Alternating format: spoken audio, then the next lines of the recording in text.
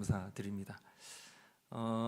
오늘부터 이제 가스펠 프로젝트 시작하는데요. 시작하기에 앞서서 제가 간단하게 이제 오리엔테이션을 해드려야 될 것 같습니다. 책 한번 보시면 책 표지에 이 출판사 이름이 써 있습니다. 굉장히 권위 있는 출판사입니다. 어디죠?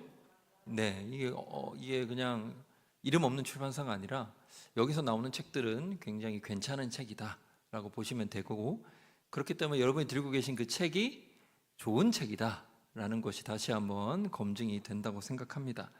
자, 가스펠 프로젝트라고 하는 책은요, 구속사적인 관점에서 책이 쓰여졌습니다. 그래서 성경의 모든 부분을 낱낱이 다루지는 않습니다. 하지만 구속사적 관점에서 필요한 부분들을 다뤄서 전권을 이렇게 다루고 있고요. 구약 6권, 신약 6권에서 총 12권이 있습니다. 저희가 얼만큼 할 수 있을지는 모르겠지만 한 1년에 3권 정도 페이스가 나오더라고요. 그래서 이론상 4년을 안 쉬고 하면 끝까지 볼 수는 있습니다. 네. 어디까지 하게 될지는 우리 담임 목사님의 결단이 있을 것 같고요. 어쨌든 그렇게 됐습니다. 알고 계시고, 그래서 오늘은 구약 6권 중에 첫 권, 위대한 시작이라고 하는 책이고요. 이 책은 이제 창세기의 내용을 다루고 있는 책입니다. 이제 그 화면을 한번 띄워주시면, 창조의 하나님이라고 하는 유닛이 한번 넘겨보시면 이 책에 유닛이 2개 있거든요. 그래서 유닛 1이 창조의 하나님, 그 유닛 2는 언약의 하나님, 그렇습니다. 그래서 제가 다 하는 게 아니고요. 유닛 1을 제가 하고 유닛 2는 또 아주 훌륭하신 강사님께서 대기하고 계십니다. 그래서 그렇게 이해하시면 좋겠습니다. 그래서 저와는 1과부터 6과까지 총 이제 6번에 걸쳐서 먼저 하게 될 것이다 라는 사실을 기억하시면 좋겠습니다. 자, 그리고 펜을 가지고 쓰시면서 하시고, 그리고 숙제를 좀 미리 드리자면 확인을 안 하는 숙제입니다. 좋은 숙제죠. 미리 드리자면, 그래서 한번 읽어보고 오시면 훨씬 이해하시는데 도움이 될 것 같습니다. 책을 한번 읽어보고 오시기를 권면해 드리겠습니다. 자, 여러분, 창세기는 많이들 들어보실 수 있는데, 창세기는 크게 4사건과 4인물로 구분해 볼 수가 있습니다. 4가지 사건은 바로 창조, 타락, 홍수, 바벨탑입니다. 이거는 이제 책에는 없는 내용이고요. 또 누구나 기본적인 내용들이라서 간단하게 설명을 해드립니다. 4가지 사건, 창조, 타락, 홍수, 바벨탑. 이 사건이 끝나면 4가지 인물에 대한 이야기가 등장을 합니다. 여러분 잘 아시는 아브라함, 야곱, 이삭, 요셉의 이야기. 그래서 창세기는 4사건, 4인물로 정리를 해볼 수가 있고요. 오늘은 4가지 사건 중에서 이 창조 부분, 창조 부분을 다루려고 합니다. 자, 책을 좀 넘겨보시면 오늘 제목이 있습니다. 자, 유닛 1은 창조의 하나님이라고 제가 말씀드렸고, 유닛 1 중에서 오늘 위대한 시작의 첫 번째 제목 같이 한번 읽어볼게요. 자, 태초에 하나님이 점점점까지. 자, 그리고 책 앞부분에 왼쪽 위에 보시면 신학적 주제가 써 있습니다. 이 신학적 주제가 생각보다 중요합니다. 이 과에서 말하고자 하는 내용을 담고 있습니다. 자, 우리 신학적 주제도 같이 한번 읽어보겠습니다. 자, 시작.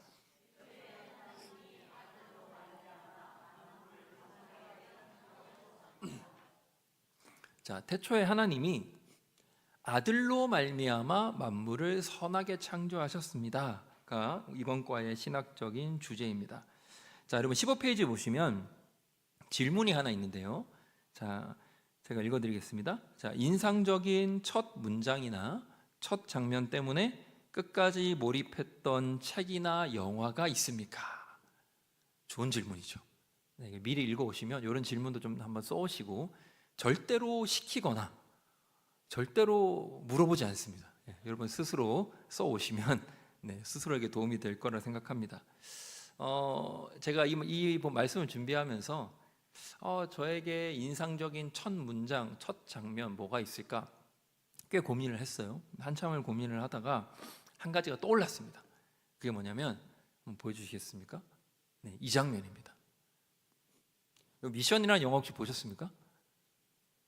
굉장히 오래된 영화인데,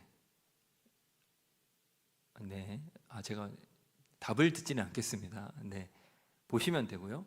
굉장히 오래된 영화고 아카데미를 이제 시상한 그 위대한, 굉장히 유명한 영화입니다.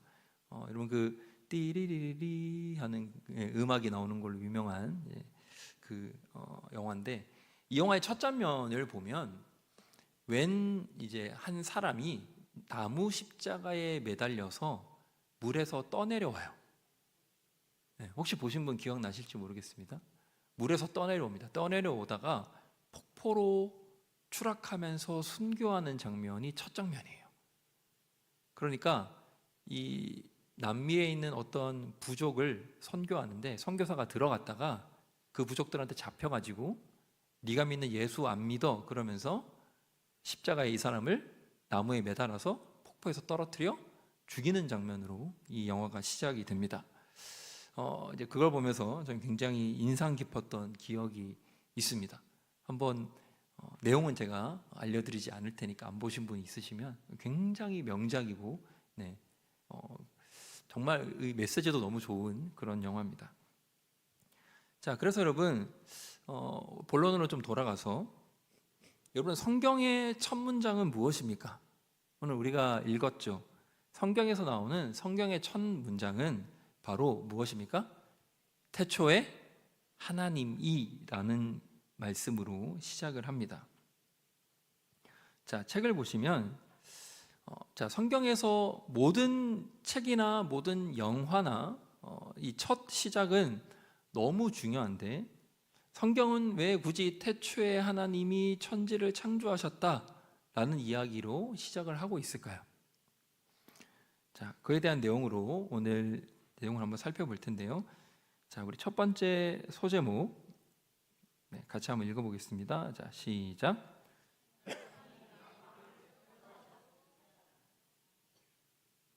자, 창세기 1장 1절에서 2절 다시 한번 같이 읽어보겠습니다. 자, 시작. 태초에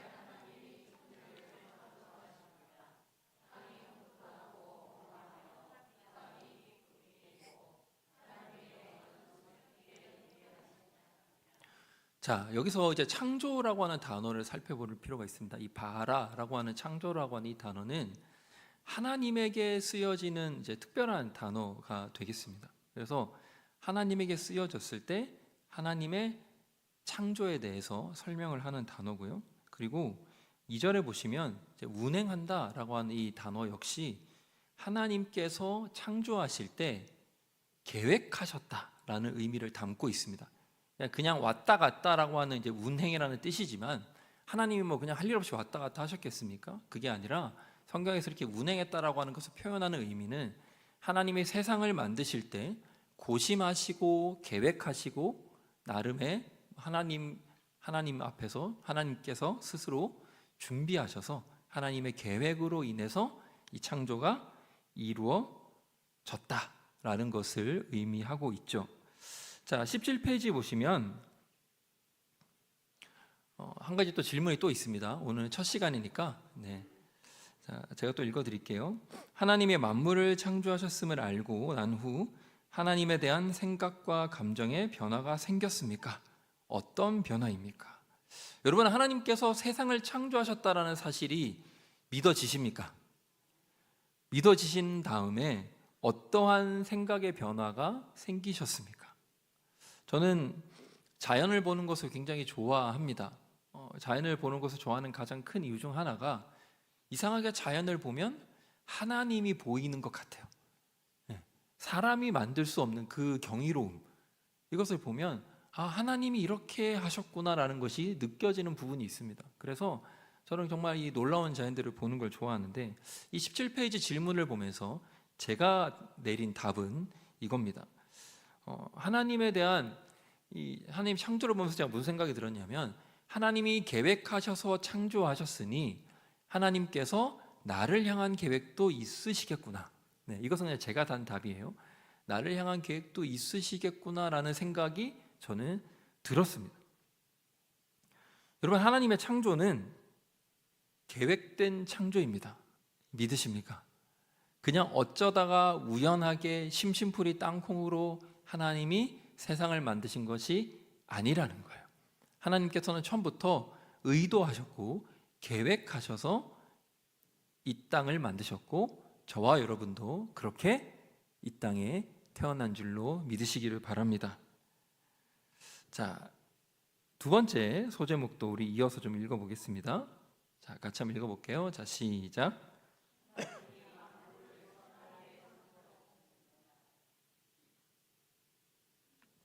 자, 여기서 우리가 핵심적으로 봐야 될 것은 뭐냐면 하나님의 만물을 창조하셨는데 만물을 창조하실 때 이 만물은 어땠냐라는 거예요. 어땠을까요? 하나님 만물을 창조하셨을 때 이 만물은 어땠을까요? 여기 써 있죠? 어땠어요? 선했다라는 거예요. 네. 하나님이 창조하신 만물은 원래 선했습니다. 뭐 성선설, 선악설 이런 거 얘기하는 거 아닙니다. 하나님 만드신 이 만물은 원래 선했어요. 자, 그래서 하나님께서는 만물을 선하게 창조하시고 선하게 창조하신 다음에 하나님께서 이 창조하신 목적과 이유가 있습니다.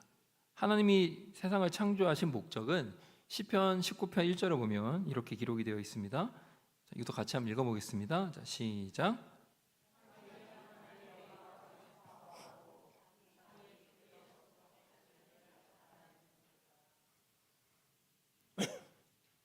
자, 하늘이 하나님의 영광을 선포하고 궁창이 그의 손으로 하신 일을 나타낸다라는 거예요. 그러니까 하나님 만드신 피조물들은 하나님의 영광을 선포하고 하나님을 드러내기 위해서 하나님이 세상을 창조하신 겁니다. 여러분, 이것을 가지고 조금 유식한 말로, 뭐 유식하다고 표현할 수 있을까요? 여러분 많이 들어보셨을 텐데 이런 걸 가지고 일반 계시다라고 합니다. 일반 계시 혹은 자연 계시 이렇게 표현합니다. 이것은 뭐냐면 하나님이 창조된 피조물, 사람, 자연, 뭐 양심, 삶 등을 통해서 하나님이 계심을 인간이 알 수 있게 되어 있는 것을 말합니다. 이것이 바로 일반 계시입니다. 이거에 관해서 가장 대표적으로 볼 수 있는 말씀이 하나 있는데요. 로마서 1장 20절입니다. 자, 우리 이 말씀도 같이 한번 읽어보겠습니다. 자, 시작. 창세로부터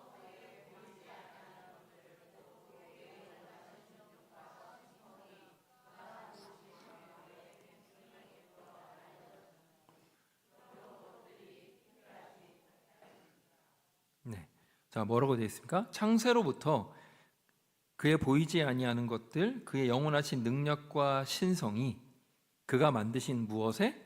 만물에 분명히 보여 알려져 있다라는 겁니다. 이게 바로 일반 계시, 자연 계시를 이야기하는 겁니다. 그래서 하나님이 하신 이 창조는, 하나님이 세상을 만드신 이 창조는 가장 대표적인 일반 계시가 됩니다. 이해되시죠? 그래서 여러분, 제가 아까 서두에 말씀드렸던 것처럼 제가 자연을 보면서 하나님이 생각난다 라고 하는 것은 어떤 면에서 당연한 결과이기도 한 것이죠.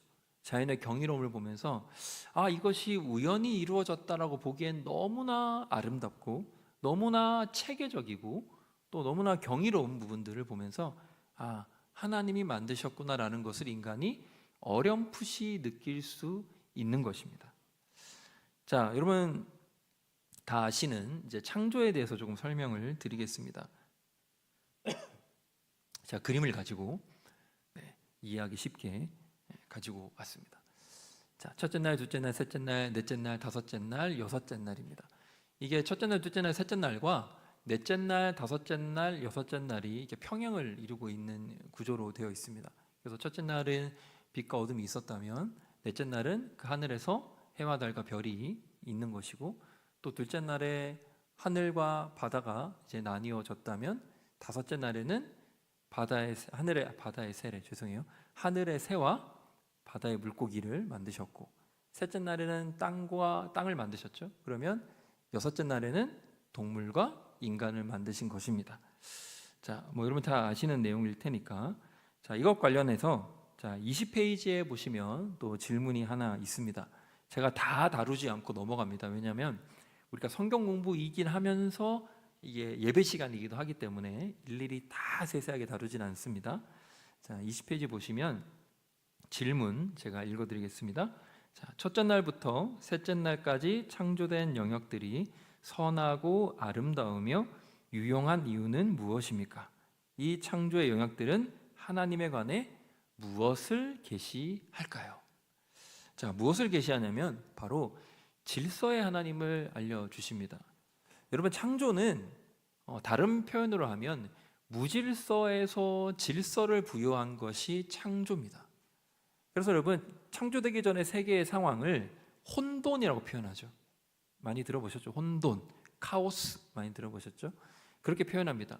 그러니까 혼돈 속에 있는 세상 가운데 하나님께서 질서를 부여하시는 겁니다. 빛을, 또 땅을, 바다를, 또 해와 달과 별을, 시간을 이렇게 만드시면서 무질서했던 세상 가운데 하나님께서 질서를 부여한 것이 창조다라고 하는 것이죠.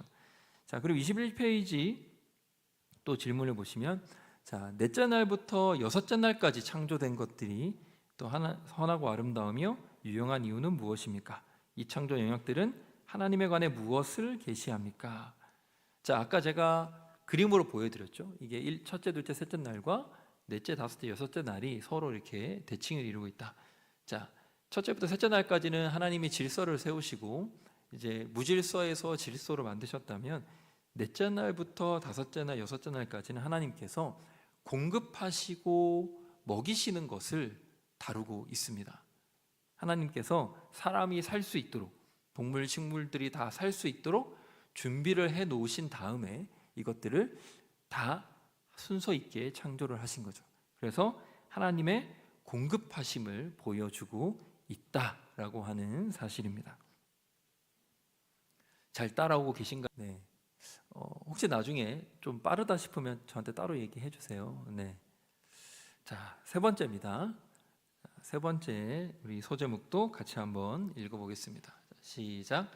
하나님이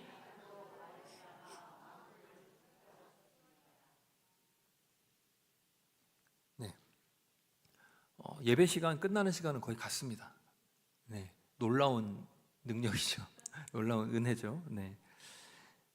자, 세 번째 포인트는 하나님이 창조를 하셨는데 누구로 말미암아? 아들로 말미암아 창조하셨다는 겁니다. 제가 아까 구속사에서 말씀드린다고 했잖아요. 자, 근거를 한번 설명하겠습니다. 우리 고린도전서 8장 5절 6절 우리 다 같이 한 목소리로 같이 한번 읽어보겠습니다. 자, 시작. 비록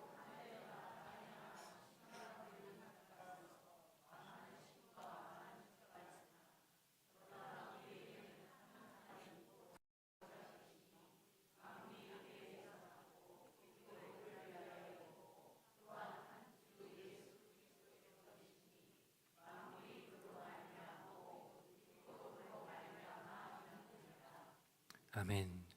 자, 그러니까 여러분, 이 창조가 아들로 말미암은 창조다라는 것을 보여주는 대목입니다.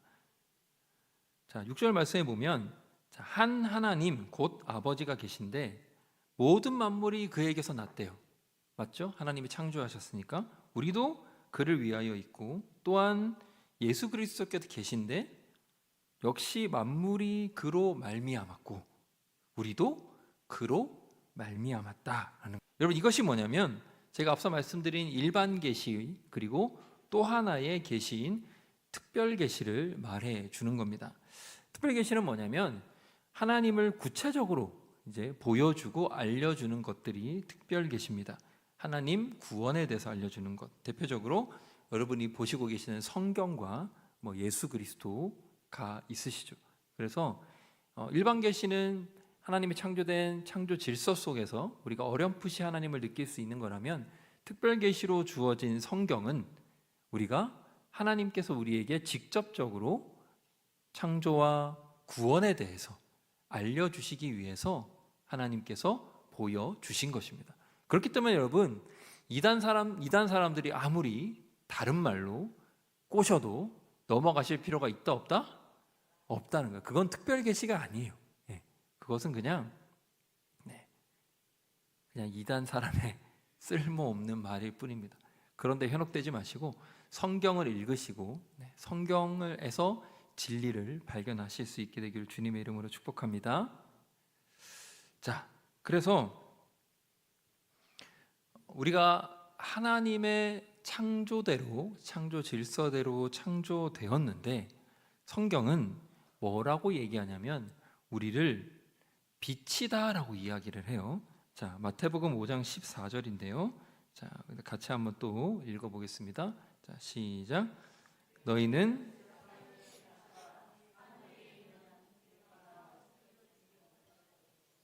자, 우리가 창조되었는데 우리를 창조하시면서 우리를 뭐라고 부르시냐면 빛이다라고 부르시는 겁니다. 자, 여러분, 빛은 특징이 있죠. 그죠? 빛이면은 보여요, 안 보여요?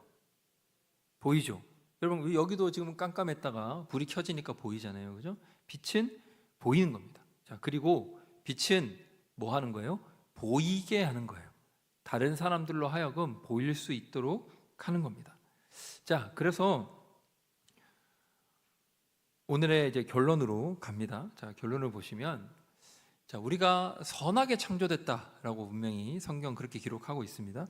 자, 선하게, 자, 빛으로 창조된 우리는, 저와 여러분은 무엇을 해야 할까요? 답 안 하셔도 됩니다. 무엇을 해야 할까요? 당연히 이어진 말씀에 나와 있습니다. 자, 빛의 자녀가 해야 될 일, 자, 마태복음 5장 16절에 나와 있습니다. 자, 우리 같이 한번 또 읽어볼게요. 자, 시작.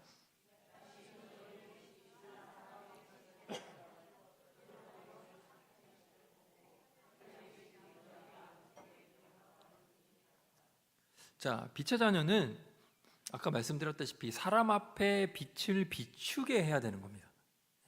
그래서 빛을 비춘 것을 통하여서 아버지께 뭐 해야 된다? 영광이 되어야 된다. 하나님 우리를 빛으로 만드신 이유는 빛을 비추게 해서 우리를 통해서 뭐 하기 위해서?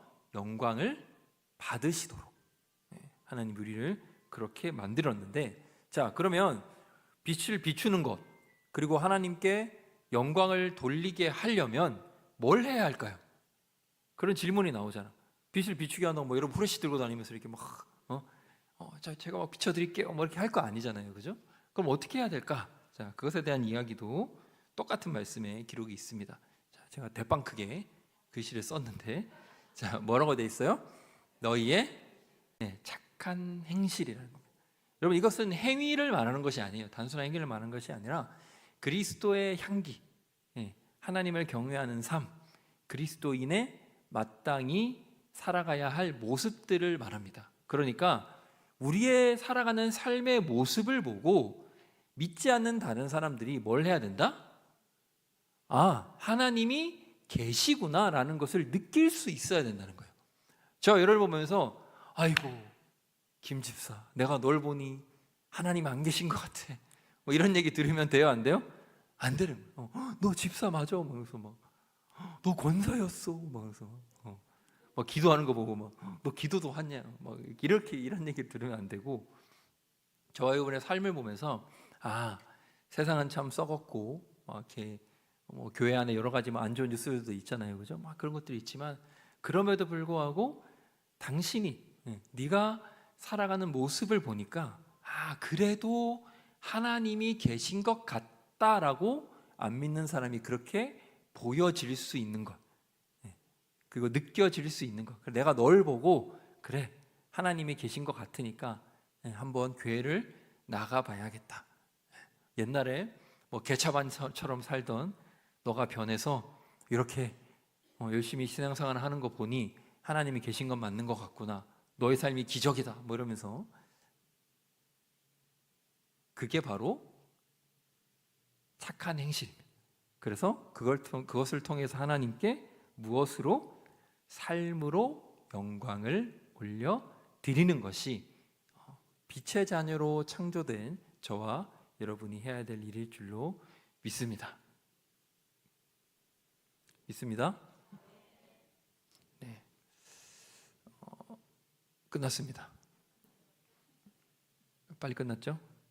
네, 저도 이렇게 빨리 끝날 줄 몰랐는데 네, 하다 보니까 끝났습니다. 책은 여러분 다음 주부터 읽어오시면 더 하시는데 도움이 될 것 같고 길게 하지 않습니다. 네, 적당한 선에서 할 거고요. 그리고 넘어갈 거 좀 넘어가고 핵심적인 내용들 중심으로 이제 진행을 할 겁니다. 그래서 여러분이 거기 보시면 책에 보시면 질문들이 있어요. 그래서 질문들을 한번 써와 보시면 이게 뭐 서목사님이 이렇게 해주는 것과 비슷한지 다른지도 한번 보실 수 있고, 제가 아까 말씀드렸다시피 이거 가지고 뭐 시키거나 와서 해보세요 막 그런 게 하지 않을 테니까 한 번씩 읽어보시고 가지고 오시면 큰 도움이 될 것 같고, 혹시 수요일에 못 오시더라도 또 온라인으로 들으시면서 하실 수도 있을 것 같습니다.